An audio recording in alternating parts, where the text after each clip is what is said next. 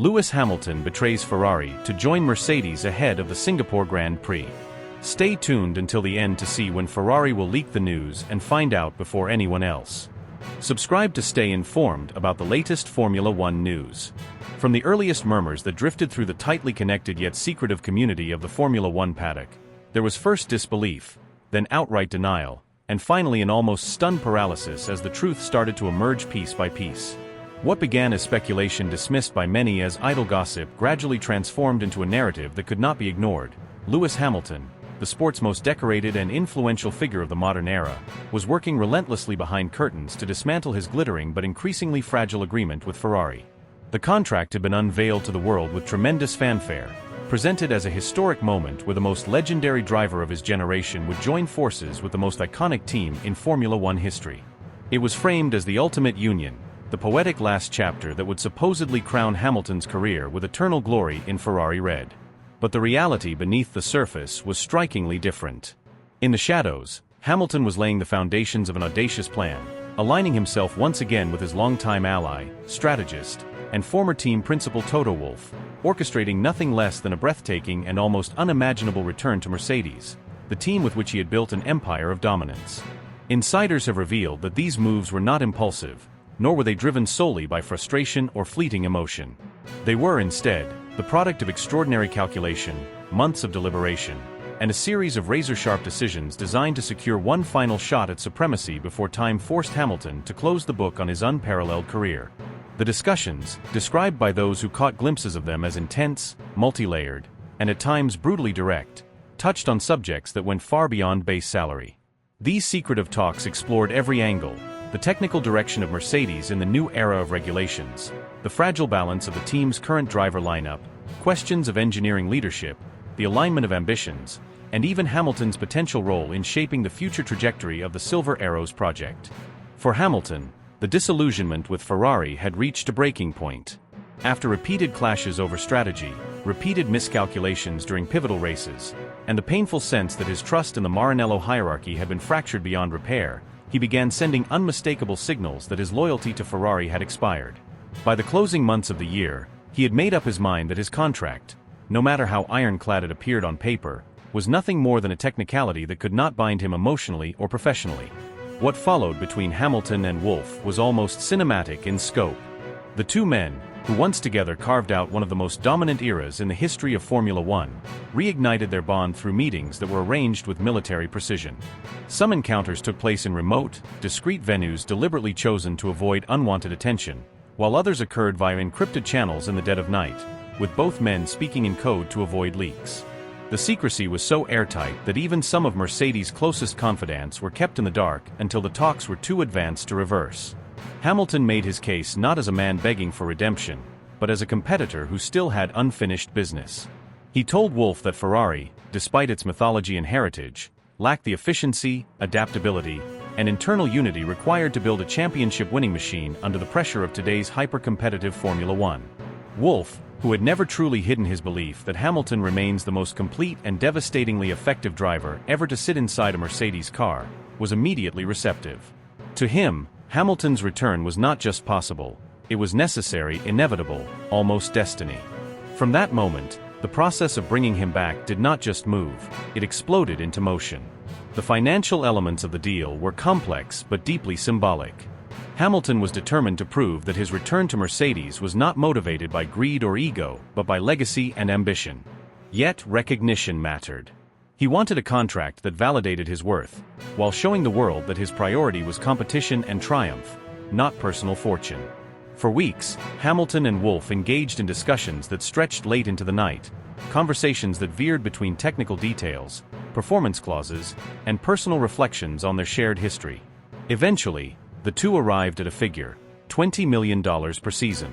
To outsiders, that may seem modest compared to the astronomical sums Hamilton once commanded, but the symbolism was unmistakable. It was a number that carried weight not because of extravagance, but because of what it represented: mutual respect, trust, and a focus on legacy over luxury. For Wolff, it was the perfect balance, a contract that honored Hamilton's status without alienating the team or sparking unnecessary headlines. Built into the structure, however, were performance-based bonuses that could send his earnings soaring well beyond the base figure.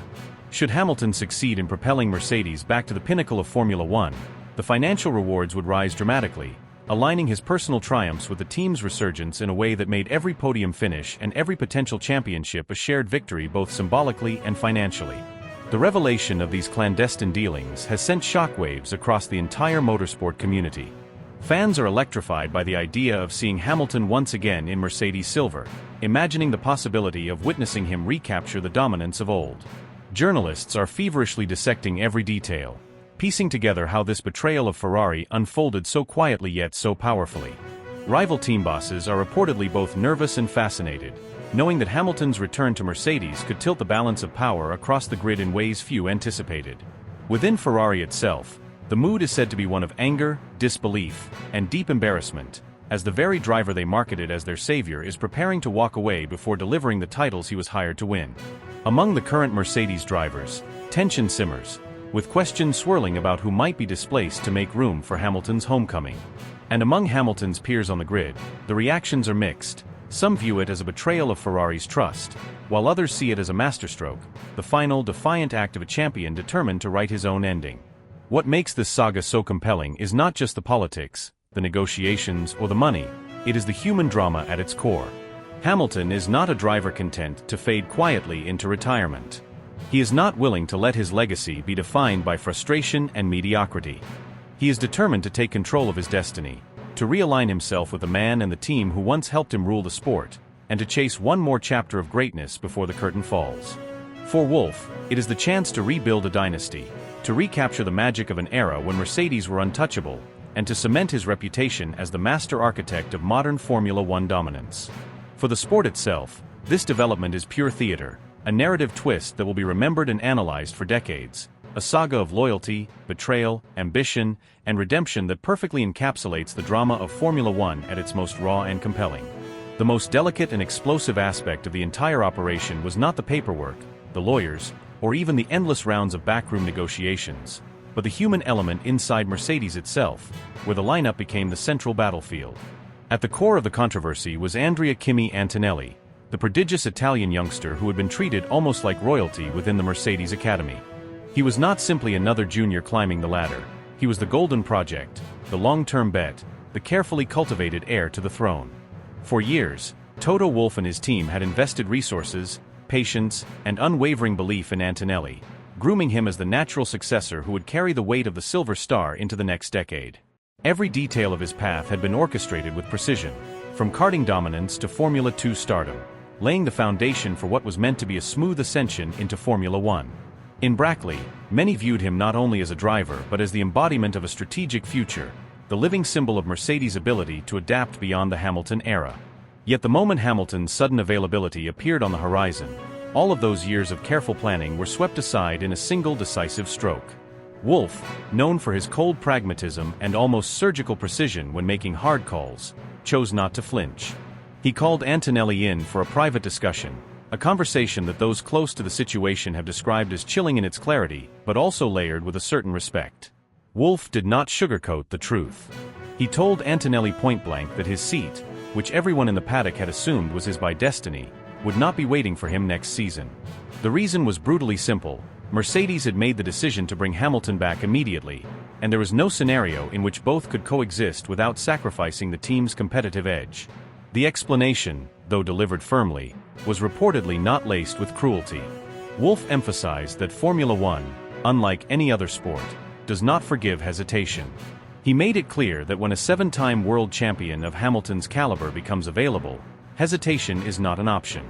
He explained that Red Bull's stranglehold on the championship, McLaren's increasingly aggressive development push, and Ferrari's attempts to claw their way back into contention had created a razor-thin margin for error. For Mercedes, Hamilton was not just an old champion returning, he was the one man capable of reshaping the narrative instantly, reigniting the team's fight, and tilting the competitive balance.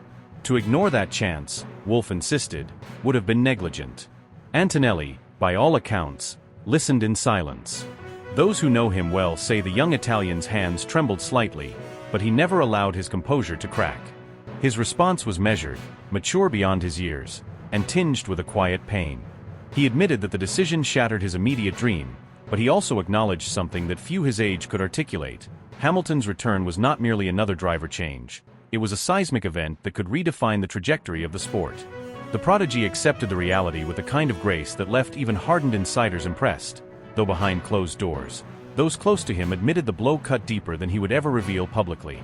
While Brackley dealt with the cold efficiency of restructuring its lineup, chaos brewed in Maranello. Ferrari, blindsided and woefully unprepared, found itself unraveling in the wake of Hamilton's behind-the-scenes maneuvers. Unknown to the Scuderia's top leadership, Hamilton's lawyers and management team had spent months dissecting his contract line by line, hunting for weaknesses. What they uncovered was a buried escape mechanism, an exit clause so precise that it bordered on surgical. If invoked before September 30th, Hamilton could walk away cleanly, free from catastrophic financial repercussions. This legal loophole, concealed within layers of dense contractual language, had been invisible to almost everyone in Maranello. Only a microscopic circle within Hamilton's inner world knew of its existence, and once revealed, it became the key with which he unlocked his freedom. By the time Ferrari's executives began to catch whispers of what was unfolding, the tide had already turned. Hamilton was no longer bound by loyalty or legalities. He had maneuvered himself into a position of absolute power. For Ferrari, the realization struck like a hammer blow. After years of instability, internal conflicts, and unfulfilled promises, the Scuderia had finally secured what they thought was the crown jewel, Lewis Hamilton in red, the legend poised to deliver the elusive championship the Tifosi had craved since 2007. To lose him so abruptly, not after a full campaign but before his very first season could even reach its conclusion, was a humiliation that cut to the very core of the team's identity. Among the fan base, the reaction was volcanic. Social media feeds ignited in a storm of disbelief, heartbreak, and fury. Ferrari supporters, who had painted their hopes in scarlet, who had envisioned Hamilton standing on the podium in Monza draped in the Italian flag, now felt a sense of betrayal so profound it bordered on personal. This was not just a contractual loophole, this was, in their eyes, treason. The word betrayal reverberated across forums, broadcasts, and headlines. Generations of Tifosi, who had endured drought and disappointment, had dared to believe that Hamilton would finally be the savior to restore the Scuderia's glory. Instead, they were confronted with a reality that their supposed hero had not only chosen to abandon them but had done so with the cold precision of a strategist dismantling an opponent. For Ferrari, the damage is almost incalculable. Trust shattered, dreams demolished, and a legacy moment transformed into a nightmare, all while Mercedes seized the spoils. And for Hamilton, this saga has reinforced what his critics and admirers alike have always known: he is not just a driver. He is a master of timing, politics, and leverage, capable of bending the sport around his will. The battlefield of Formula One is not only measured in tenths of a second on the track but also in the ruthless chess game played away from the cameras, and once again, Hamilton has proven that in both arenas, few can rival him. Mercedes has been operating in near silence but with a level of accuracy and discipline that borders on the extraordinary, almost as if they have been orchestrating a military campaign in secret. While the outside world speculates, debates, and questions what is really happening, inside the walls of Brackley a masterplan has been unfolding with astonishing attention to detail. According to well-placed sources, Toto Wolff has already ensured that Lewis Hamilton has begun the process of being molded back into the very fabric of the team, starting with the most critical aspect, the cockpit. The W16 is being carefully reshaped so that every element, from the curvature of the steering wheel to the alignment of the pedals, feels like an extension of Hamilton's own body. Nothing is being left to chance. Engineers who once worked hand in hand with him during the golden era of Mercedes' dominance have been quietly summoned back, reviving their roles like soldiers recalled from retirement. They are reopening old files, digging deep into archived telemetry from Hamilton's peak performances, revisiting thousands of intricate data points that capture the nuances of how he brakes, accelerates, and carries speed through corners. These veterans are effectively reconstructing the bond between Hamilton and the car that once delivered world titles, updating it with today's tools and tomorrow's vision. The simulator department has been working around the clock, refining every possible setting to reflect Hamilton's exact preferences. Insiders suggest that his style has already been infused into the digital representation of the W16, with algorithms now adapting to anticipate the minute adjustments he tends to make in extreme conditions. The simulation rigs have reportedly been tuned so closely to Hamilton's unique way of handling high-degradation tires, managing energy recovery systems, and timing overtakes that the car feels alive with his presence before he has even touched it physically. This is not just a preparation exercise. It is the creation of a seamless bridge from his past with Mercedes to his imminent future, built in pixels, telemetry, and pure trust. The selection of Singapore as the return stage is not random, nor is it simply about the glamour of the night race. Wolff has always been a strategist who appreciates symbolism, and what better place to reignite Hamilton's story with Mercedes than under the dazzling floodlights of Marina Bay. The spectacle of him stepping once again into a silver machine beneath the glittering skyline is destined to become one of the defining images of the modern sport. It evokes not only nostalgia but a deliberate statement of intent. Hamilton is not back to reminisce, he is back to conquer. The visual of him, helmet reflecting the neon lights, car slicing through the humid Singapore night, is one that Wolff knows will echo across the racing world and strike a psychological chord with both fans and rivals alike. Yet the choice of Singapore carries an even deeper tactical weight. This is a circuit that does not forgive imperfection. Its claustrophobic street layout, relentless sequence of corners, and brutal demand on concentration expose weaknesses in both car and driver like few other venues can. A team cannot hide aerodynamic instability here, nor can a driver mask lapses in judgment with raw speed. It is precisely this unforgiving environment that has historically played into Hamilton's strengths. Few drivers in the history of Formula One have shown the same ability to balance endurance with precision, to maintain relentless pace over nearly 2 hours of racing while still finding those flashes of brilliance when opportunities arise. His past victories at Marina Bay stand as proof of his mastery of a circuit that has humbled champions and broken the spirits of others. By bringing him back at this exact venue, Mercedes is not only delivering a showpiece but is effectively putting him on a stage where his instincts, racecraft, and resilience can immediately silence any doubters. The ripple effects of this move are already being felt throughout the paddock. Rival teams are recalculating strategies, aware that the narrative is no longer solely about their own development races or title ambitions. Drivers who once thought they had Hamilton behind them in the story arc now face the unsettling reality of his return to the team that once elevated him to near-mythical status. The psychological blow of seeing him climb into a silver car again, under circumstances so dramatic and deliberate, cannot be underestimated. Every glance at the timing screens during free practice, every lap Hamilton completes under the Singapore lights, will carry with it a reminder that he is not finished, not fading, but reigniting. This is not simply a reunion of man and machine. It is a carefully timed strike, designed to disrupt the equilibrium of the championship battle and force everyone, rivals, fans, and even teammates, to acknowledge that a seismic shift is underway. The mix of spectacle, tactical brilliance, and raw competitive fire ensures that Hamilton's return to Mercedes in Singapore will not just be a racing story, but one of those moments that rewrites the narrative of an entire era. The entire Formula One landscape is already vibrating with speculation, and the whispers circulating through the paddock are quickly transforming into a storm that refuses to be contained. Every mechanic, strategist, sponsor, and journalist is dissecting the meaning behind Lewis Hamilton's dramatic return to Mercedes, recognizing that this is not just another move in the constant carousel of driver switching seats. This is an act of psychological warfare, a strike aimed directly at the heart of rivals, a maneuver that radiates symbolism and intent far beyond a signature on a contract. For Ferrari, the sense of disbelief is overwhelming. They had envisioned themselves as the guardians of Hamilton's final chapter, the team that would carry him into retirement as one of their own. Now they find themselves betrayed, blindsided by a decision that has shattered illusions and exposed vulnerabilities they had tried to hide.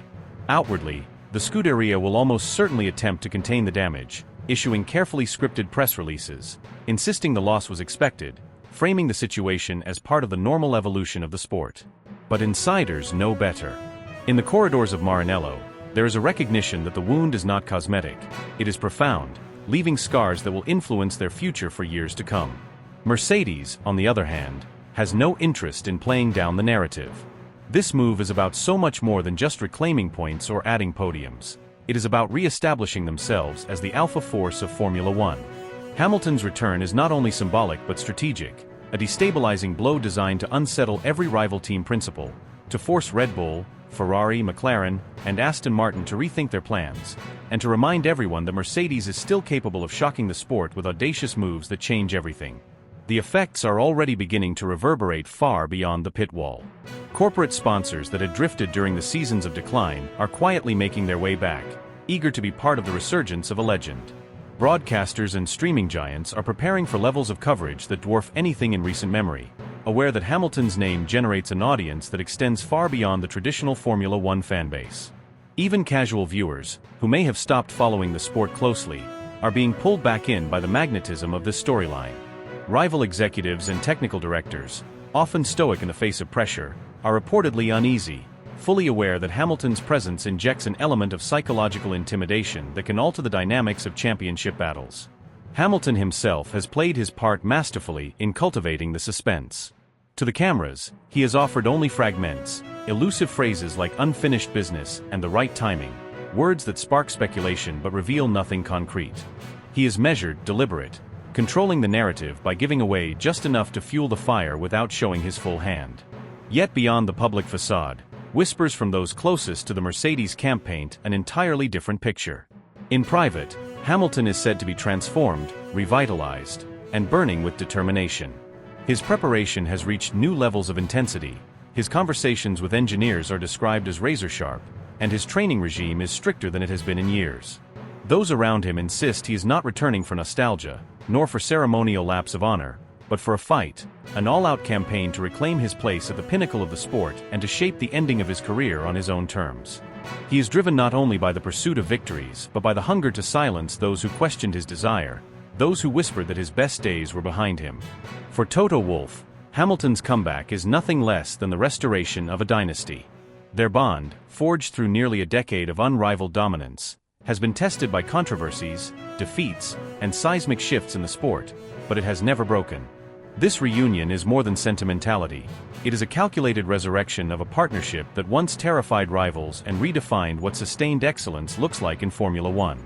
Wolff knows that bringing Hamilton back sends a message that transcends statistics or strategies.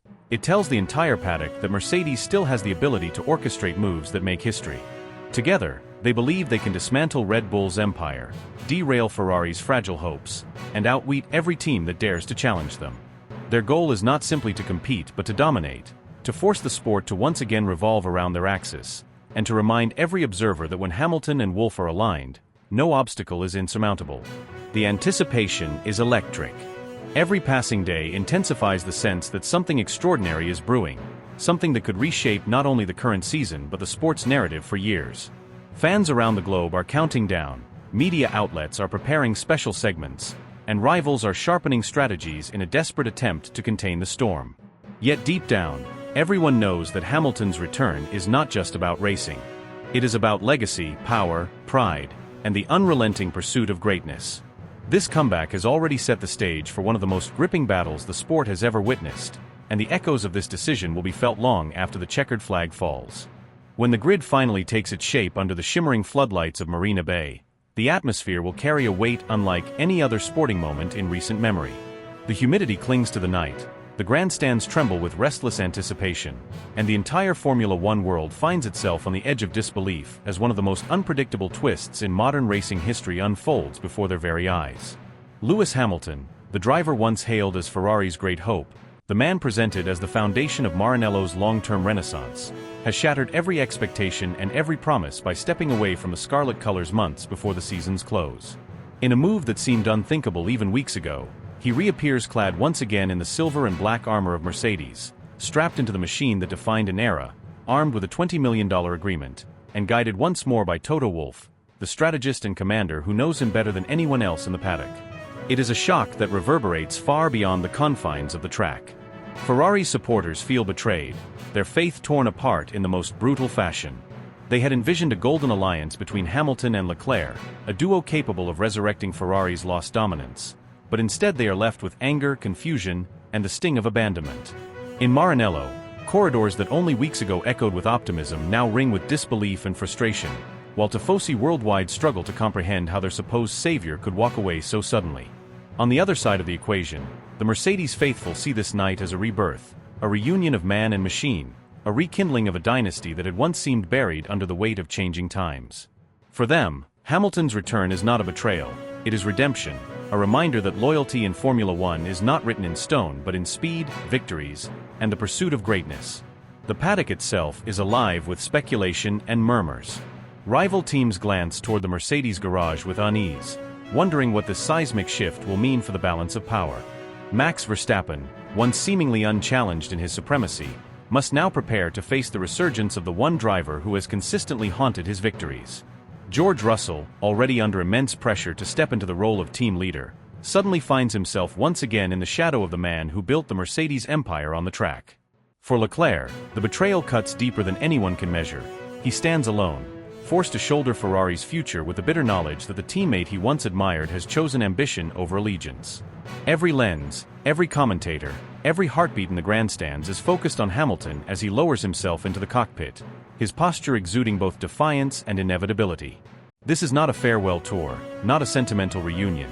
This is a calculated strike, a deliberate decision to reclaim lost ground and remind the world of the hunger that still burns inside him. The Marina Bay circuit, with its unforgiving walls, tight corners, and shimmering spectacle of light and shadow, is the perfect stage for such a drama. Here under these lights, Hamilton is not just returning, he is declaring war on doubt, on time, on every rival who dared to believe his chapter was closing. The whispers will not end tonight. This betrayal will echo through Formula One for years, shaping rivalries, shifting allegiances, and rewriting the narratives that fans cling to. But for now, all that matters is the present. The visceral image of Hamilton reunited with Wolff, locked in the pursuit of another improbable triumph. Singapore becomes more than a race. It transforms into the epicenter of a sporting earthquake, a night that fans will recount decades from now as the moment Formula One shattered every expectation and gave birth to one of its most intoxicating chapters.